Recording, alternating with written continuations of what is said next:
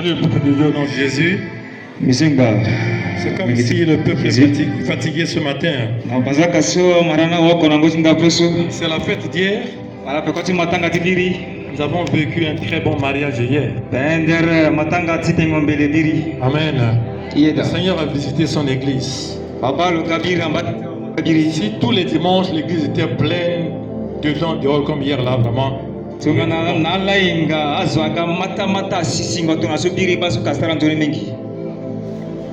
Dieu nous a bénis hier. Ce matin, si tu es venu à l'église, peut-être que tu as des difficultés, peut-être que tu passes des moments difficiles, tu passes par des épreuves, mais le Seigneur te dit ce matin qu'il est ton espoir. Qu'il est ton espoir. Ce matin, j'aimerais vous parler de Jésus, l'espoir des sans espoir.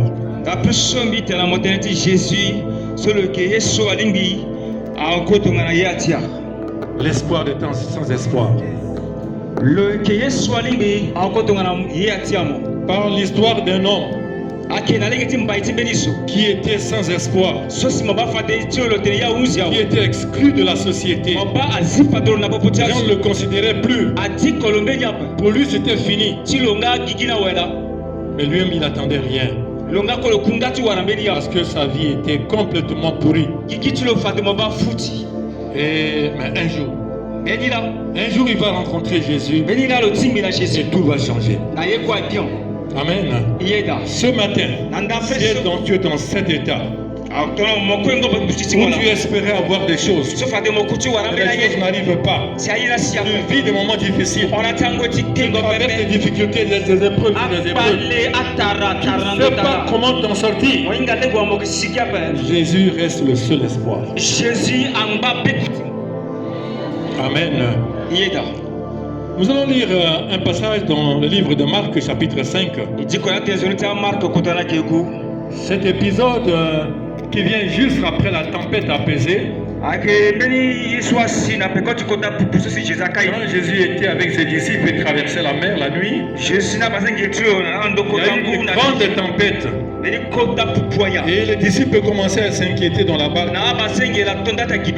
Et Jésus s'est levé. Il a arrêté la tempête. Juste ils traversaient, ils arrivaient dans un village. Et nous allons lire ce passage. Ils arrivèrent à l'autre bord de la mer, dans le pays des Gadaréniens. Aussitôt que Jésus fut hors de la barque, il vint au-devant de lui un homme sortant des sépulcres. Possédé d'un esprit impur. Cet homme avait sa demeure dans les sépulcres. Et personne ne pouvait plus le lier. Ne pouvait plus le lier. Même avec une chaîne. Car souvent il avait eu les vers aux pieds. Et avait été lié de chaînes. Mais il avait rompu les chaînes et brisé les fers. Et personne n'avait la force de le dompter. Il était sans cesse nuit et jour dans les sépulcres. Et sur les montagnes criant. Et se maîtrisant avec des pierres. Ayant vu Jésus de loin, il a accouru se prosternant devant lui. Et il s'écria d'une voix forte: Qu'y a-t-il entre moi et toi, Jésus, Fils de Dieu très haut? Je t'en conjure au nom de Dieu, ne me tourmente pas. Car Jésus lui disait, sors de cet homme esprit impur. Et il lui demanda, quel est ton nom? Légion est mon nom. Lui répondit-il, car nous sommes plusieurs. Et il le pria instamment de ne pas les envoyer hors du pays. il y avait là, vers la montagne, un grand troupeau de pourceaux qui paissaient. Et les démons le priaient, disant, envoie-nous dans ces pourceaux, afin que nous entrions en eux. Et il leur permit. Et les esprits impurs sortirent et entrèrent dans les pourceaux. Et le troupeau se précipita dans des pentes escarpées dans la mer. Et il y avait environ 2000. Et ils se noyèrent dans la mer. Ceux qui les faisaient perdre s'enfuirent. Ils répandirent la nouvelle dans la ville et dans les campagnes. Les gens allèrent voir ce qui était arrivé. Ils vinrent auprès de Jésus. Ils dirent, et ils virent le démoniaque, celui qui avait eu la légion, assis, vêtu dans son beau sens. Et ils furent saisis de frayeur. Ceux qui avaient vu ce qui s'était passé leur racontèrent ce qui est arrivé. Ce qui est arrivé au démoniaque et au pourceau. Et ils se mirent à supplier Jésus de quitter leur territoire. Il montait dans la barque. Celui qui avait été démoniaque lui demanda la permission de rester avec lui.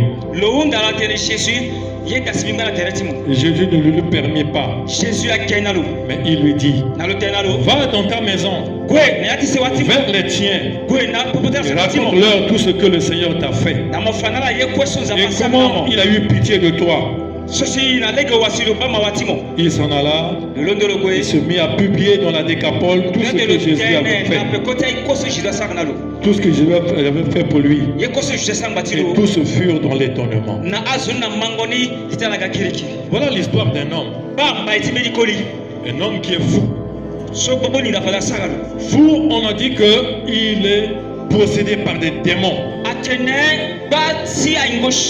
Plusieurs démons l'ont possédé. Il avait la force.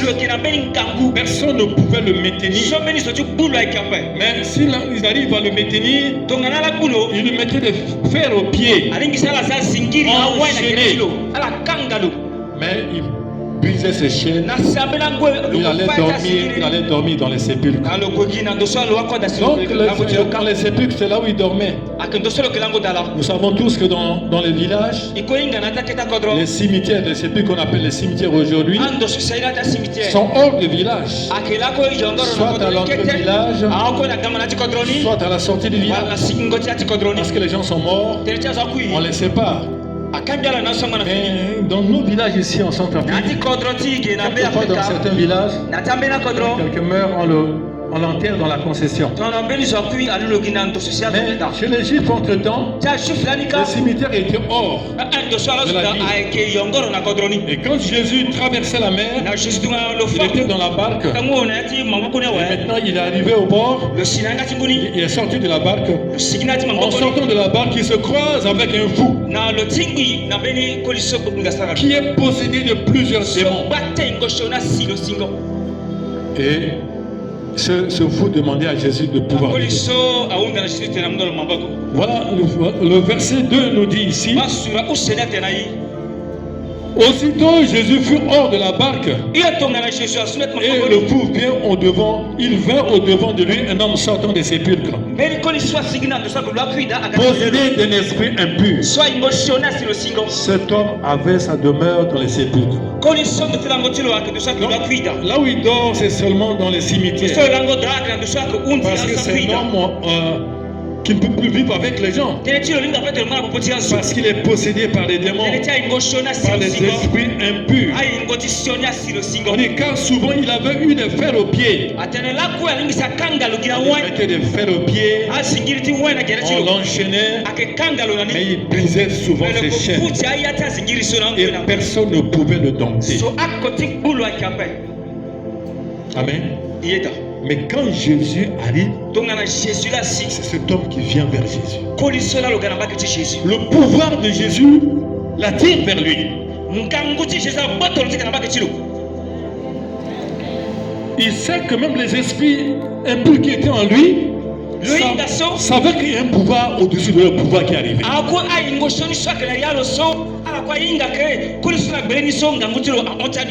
Amen. Jésus a le pouvoir sur tous les démons. Jésus, il a une autorité au-dessus de toute autorité. Mais c'est cette autorité qu'il t'a donnée, toi et moi. Bien aimé, nous ne sommes pas n'importe qui. Une fois que nous acceptons Jésus comme sauveur et Seigneur de notre vie, il nous confère ce pouvoir. Il nous donne ce pouvoir de marcher sur les serpents, sur les scorpions, sur toutes les puissances des ténèbres. Et rien ne peut nous nuire. Souvent nous avons peur des marabouts, nous avons peur des sorciers, donc nous avons le pouvoir au-dessus des sorciers, au-dessus des magiciens. Si nous croyons réellement en Jésus, nous croyons qu'il est le Fils de Dieu, que en croyant en lui, nous avons ce pouvoir en lui. Nous devons avoir peur de rien. En face de difficultés, des problèmes, nous allons faire face, parce que Jésus est en nous. Il demeure en nous et nous avons ce pouvoir. Amen. Personne ne pouvait le dompter dans le village. On nous dit qu'il était sans cesse nuit et jour dans les sépulcres. Donc sa place est dans les cimetières. Sa place est sur les montagnes. Et il criait tout le temps dans le village. Et on nous dit, il se maîtrissant avec des pierres. Tellement que les puissances de démoniaques qui étaient en lui, cette puissance lui demandait de prendre des morceaux de pierre, de se déchirer avec ça. Il avait du sang partout, des blessures partout, des traces partout sur sa peau. Parce que ce sont ces esprits méchants qui lui demandaient de faire ces choses. Il faisait plus partie de la population. Il était comme une personne rejetée. Personne ne pouvait plus le compter sur lui. Parce qu'il il dérangeait le calme du village. Et personne ne s'occupait de lui. Ayant vu Jésus de loin, il a venu se prosterner devant lui. Quand il a vu Jésus, il est venu se prosterner. Amen. La puissance qui est en Jésus, quels que soient les démons, quelles que soient les forces de ténèbres, si tu es enfant de Dieu, que tu crois, on t'amène une personne qui a des mauvais esprits. Surtout vivre dans la sanctification. C'est très important, bien aimé. Vivre dans la sanctification. Si tu vis dans la sanctification, tu es en relation, en connexion avec le Seigneur. Un démon arrive devant toi. Même si tu passes, tu sais que c'est un enfant. Il a peur de toi. Parce qu'il y a la présence de Dieu en toi.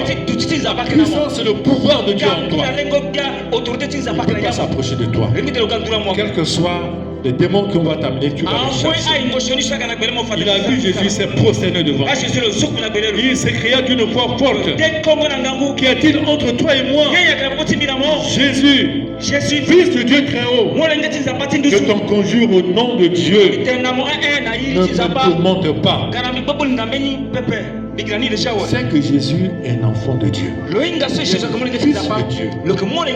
Les démons nous connaissent.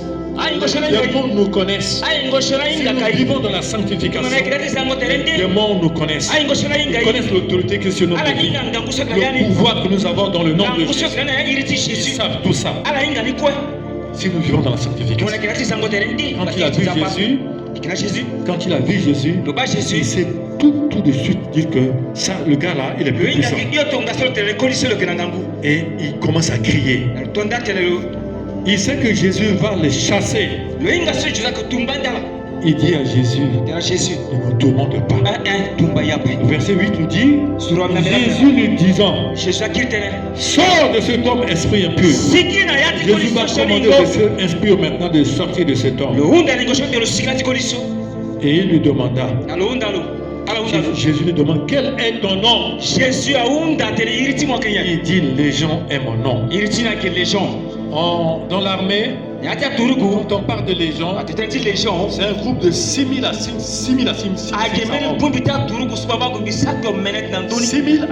500 hommes dans les imaginez le nombre d'esprits qui étaient dans cet homme. C'était 6 000 à 6 500 démons qui l'ont possédé. Pourquoi personne ne pouvait le dompter? Même si on mettait des fers avec des chairs, il va briser cela. Parce qu'il avait une puissance. La puissance des démons qui était en lui. La puissance de Jésus est au-dessus. Amen. La puissance de Jésus est au-dessus. Et Jésus va maintenant prier instantanément pour chasser ces démons. Et les démons vont dire à Jésus de ne pas nous chasser dans le village. Envoie-nous quelque part. Envoie-nous quelque part. Et ils vont dire à Jésus là où Jésus devait les envoyer. Ils ont dit à Jésus de les envoyer dans les pourceaux. Voilà un homme qui a 2000 pourceaux. Il a de l'argent, il a fait son élevage. Il a eu 2000 pourceaux. Ces démons maintenant vont dire à Jésus, il préfère rentrer dans les pourceaux. Imaginez l'homme qui a dépensé de l'argent. Pourquoi ces démons-là vont demander à Jésus de les envoyer dans les pourceaux? Alors Jésus voulait les chasser hors de cet homme. Eux maintenant ils vont dire à Jésus, Jésus ne nous envoie pas dans la ville, mais envoie-nous dans les pourceaux. Peut-être qu'ils ont leurs intérêts quelque part. Ces démons ont leurs intérêts. C'est pourquoi les musulmans ne veulent pas manger des porcs d'Israël.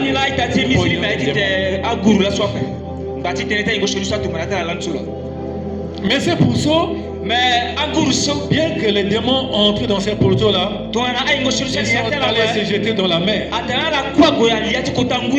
Et le propriétaire commençait à crier, à pleurer. Parce qu'il a perdu de l'argent. Amen.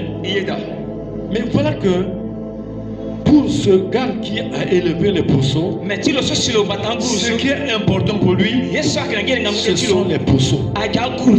Mais quelqu'un est dans leur village qui était malade, qui était perdu, les gens n'avaient plus d'espoir pour lui. Pour eux, ils ont déjà perdu, c'est un coup. J'attends seulement que cette personne meure et il l'enterre. Aujourd'hui, les fous, on ne peut pas les compter s'il y a des recensements dans le village ou il y a des élections. Est-ce que les fous, on compte les fous? Est-ce qu'on va compter les fous pour aller voter? Mais c'est des fous, ils sont perdus déjà. Donc tout le village, pour eux, cette personne-là est déjà perdue pour lui. On ne le compte plus sur lui.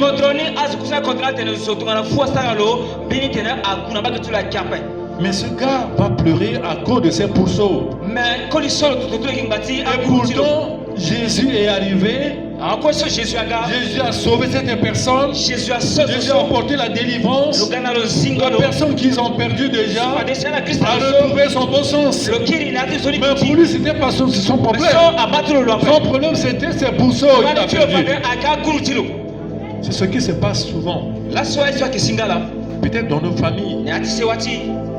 Il y a des gens qui ne veulent pas notre bonheur, qui ne veulent pas notre prospérité. Dans des familles, il y a des gens qui vont même voir les marabouts, les magiciens pour vendre leurs enfants, vendre leurs frères, pour avoir l'honneur, pour avoir l'argent, pour devenir riche, pour être célèbre. Ça ne se passe pas dans ce monde. ce qui se passe dans ce monde. Certaines personnes ne veulent pas le bonheur des autres. Vous voyez cet homme qui était complètement perdu. Tous les villages l'ont perdu. Et Jésus vient maintenant lui donner l'espoir. Jésus vient maintenant le ramener à la vie. Et ils ne sont pas contents. Qu'est-ce qui va se passer après? Ils vont demander à Jésus de quitter la ville. Ils vont chasser Jésus. Parce que la nouvelle a parcouru la ville. Ah, l'homme qui avait le fer au pied, qui avait les chaînes aux pieds. Voilà, maintenant il commence à bien parler. Il s'est bien habillé. Pourquoi cet homme est venu le libérer? Chassons cet homme de notre village. Ils ont chassé Jésus. Il y a des gens dans nos familles, même des amis, qui sont des bons amis. Ils ne nous aiment pas. Il y a des familles qui ne nous aiment pas réellement. Ils seraient prêts à nous vendre. À nous vendre pour avoir des célébrités, vendre pour avoir de l'argent, vendre pour avoir de l'honneur. On en a vu plusieurs fois.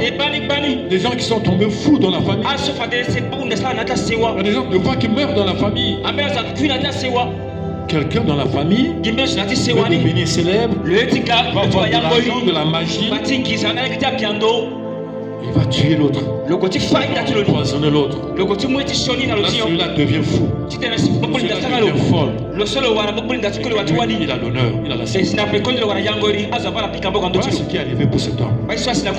Au lieu que le village se réjouisse avec lui, la famille se réjouisse avec lui. Est-ce que la vie d'un homme, est-ce que la vie de Pousseau vaut mieux que la vie d'un homme?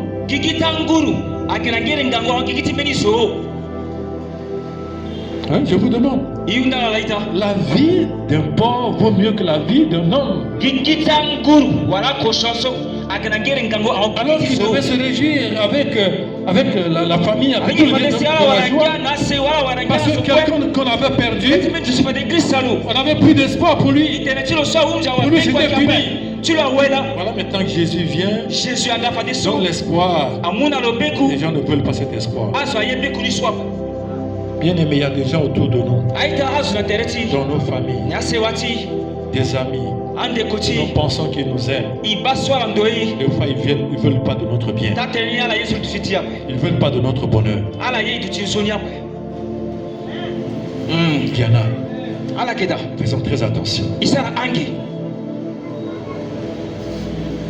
Faisons très attention. Ça m'a beaucoup parlé, ce passage. Ça m'a beaucoup parlé. Et cet homme, maintenant, il est revenu dans le bon sens. Il voulait marcher avec Jésus. Parce qu'il a vu en Jésus un bienfaiteur. Parce qu'il était complètement perdu. Mais j'étais dans le village. Je suis devenu fou dans le village. Personne ne pensait à moi. Quelqu'un de l'extérieur est venu. Il m'a donné la vie. Pourquoi pas le suivre? Pourquoi je dois rester ici? Il a souhaité marcher avec Jésus. Jésus lui dit non. Ne viens pas avec moi. Reste comme un témoignage. Comme un témoignage. Dans le village. Afin que les gens puissent connaître la grandeur de Dieu. La puissance de Dieu. Ils savent qu'il y a un Dieu vivant qui existe. Un puissant qui est capable. Le Dieu qui donne l'espoir à ceux qui sont désespérés. À ceux qui n'attendent rien. À ceux qui pensent que leur vie c'est fini. Dieu, Jésus est là. L'espoir des sans-espoir. Si tu connais Jésus, quels que soient tes problèmes, quel que soit le temps que tu traverses, oh, le soleil va se lever un jour. La nuit va passer, le jour va arriver. Attends-toi au Seigneur. Il y a un Dieu. Il y a un Seigneur qui s'appelle Jésus. C'est lui, le Père des sans-espoir. Connecte-toi à lui. Connecte-toi à Jésus. Demeure en Jésus. Et quelles que soient Des temps difficiles qui vont arriver. Dieu a fixé un temps pour toutes choses. Il y a des temps de bonheur. Il y a des temps de malheur. Il y a des temps de difficultés. Il y a des temps de problèmes. Mais persévère. Persévère. Ton jour va arriver. Ton temps va arriver. Chaque chose a son temps. Quand ton temps va arriver, les gens vont voir que ton Dieu est vivant. Que ton Dieu est vivant. Notre Dieu est vivant bien. C'est pourquoi nous devons toujours persévérer.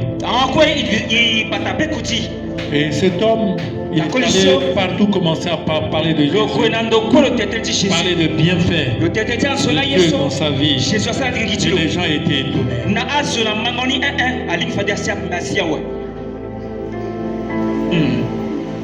Dieu a le dernier mot sur ta vie.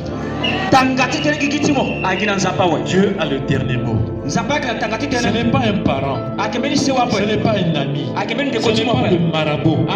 C'est Dieu qui a le dernier mot sur toi. C'est pourquoi tu dois regarder à Dieu. En tout temps, regarde à Dieu. Ne regarde pas le temps difficile dans lequel tu passes. Seulement à Dieu. Amen. Si tu regardes à ces difficultés, à ces problèmes, ça va te dominer. Mais regarde à Jésus. Quand tu regardes à Jésus, c'est comme si tu marches sur ces problèmes. Tu marches sur ces difficultés. Parce que c'est lui qui a le dernier mot. Voilà, c'est ce que Dieu m'a mis à cœur ce matin. Dieu m'a dit de transmettre ce message. Que le Seigneur vous bénisse. Voilà.